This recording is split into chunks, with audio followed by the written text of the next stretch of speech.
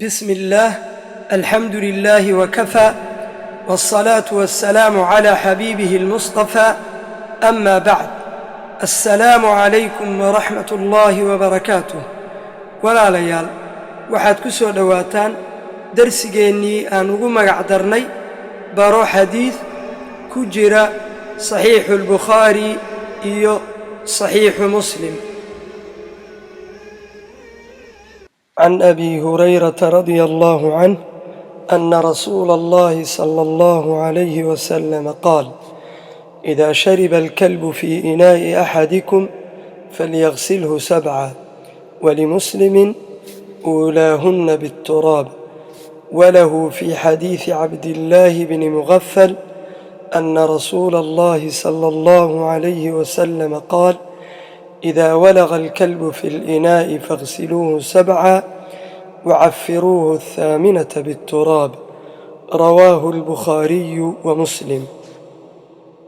أبو هريرة waxaa laga wariyey رضي الله عنه rasuulka صلى الله عليه وسلم inuu yidhi: haddii eyga uu wax ka cabo qofkiin weelkiisa ha dhaqo 7 jeer. imaamu muslim waxaa u sugnaaday midda ugu horeysa ha ku daro ciid.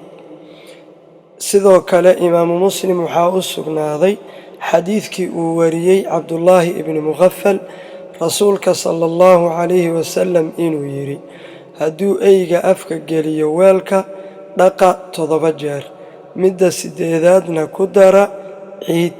waxaa wariyey bukhaari iyo muslim. xadiidkan waxaa laga qaadanayaa arrimo dhowr ah. eyga wuxuu afka geliyo waa najaaso. waxaa taas la mid ah jirkiisa oo idil, laakiin waa marka uu qoyan yahay ama qofka taabanaya uu qoyan yahay. kaadidiisa, saxaradiisa iyo dhareerkiisa intuba waa najaaso. biyaha yar hadday najaaso ku dhacdo waa najaasoobayaan, loomana fiirinayo inay isbedeleen. najaasada waxaa loo qaybiyaa 3 qaybood. xadiidkeenna maanta wuxuu ka hadlayaa najaasada adag, waana midda eyga. maxaa yeelay waxaa la dhaqayaa 7 jeer. waxaa la isweydiin karaa doofaarka ma najaasa? jawaabta waxaa weeye haa, waa najaaso.